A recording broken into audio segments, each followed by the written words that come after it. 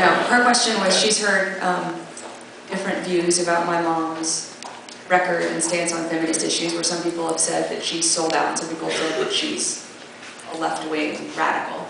And I said that's pretty typical of the way in which my mom is characterized on a lot of things. And so she wants to know where my mom does stand on feminist issues and what her plans are going forward. Is that a fair? Yeah. Well, that's a particularly relevant question because today's Equal Pay Day. And today's Equal Pay Day is always this Tuesday in April. And the reason it's not a fixed date like Earth Day, which is always April 22nd, the reason it's always a Tuesday is because it's not until Tuesday that women catch up to men in terms of equal pay for equal work, what men made the previous week. So it's a particularly relevant question today. Women lost ground to men last year in terms of equal pay for equal work or unequal pay for equal work, which is typically what happens when we're going into or in a recession. That the inequality, the gender inequality gap in pay increases. So last year, women earned on average 77 cents to the dollar of men. The previous year it had been 80 cents to the dollar. So we lost substantial ground. African American women earn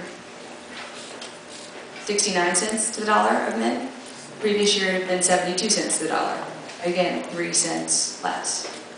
And Latinas earned 57 cents to the dollar to men. The previous year it had been 66 cents to the dollar. A 9-cent drop, more than 3 times drop of any of the other drops. The Equal Pay Act was passed more than 40 years ago in our country.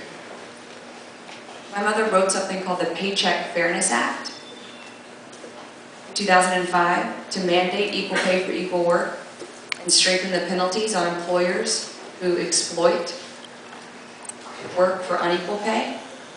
She has not even been able to get that passed through a Democratic Congress. Now, I don't think that's just a feminist issue. And I don't think that's just an economic justice issue. I think that is a human rights and an individual rights issue. So that really matters to me, particularly today, that my mom has been fighting to do that. And then if you think about women's rights more historically, or in the ways in which it's often framed, being a matter of choice, I'm really proud that my mother, in 1995, put real policy behind her belief that abortion should be safe, legal, and rare. And she committed the federal government to cutting teen pregnancy rates by 1/3 within a decade through scaling up funding for programs that were already proven to work. Some in college settings, some in high school settings, some in faith-based settings, some in community health settings. And in 2005, teen pregnancy rates had gone down by more than 1/3 in our country. So my mom went to the Bush administration.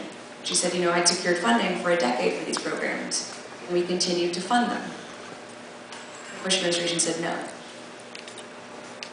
because they weren't all abstinence-only programs.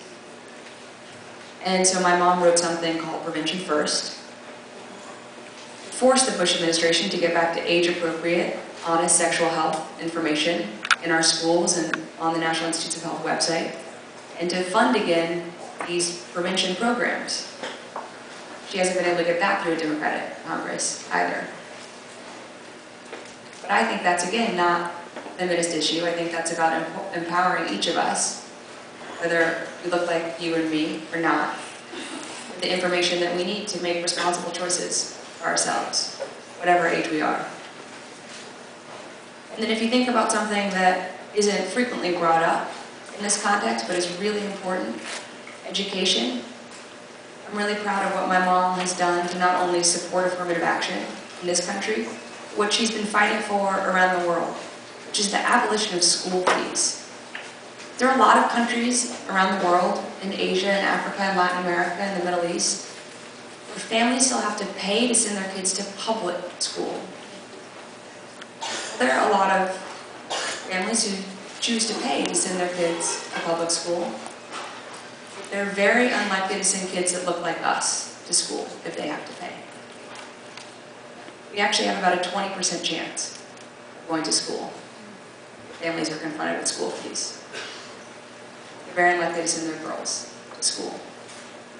We know that where girls are educated, not only are women more likely to be enfranchised in their societies, but development is more likely to occur more quickly. Public health and health for families is more likely to improve more quickly. Democracy is more likely to take root and be sustained. And ultimately, the United States is more likely to have a friend and an ally. That matters to me, that my mom understands there is a human right imperative to getting rid of school fees, that it's also in our long-term national security interest, that it's all related. So she certainly has been standing up for young women, but women here at home, but also around the world. Thank you.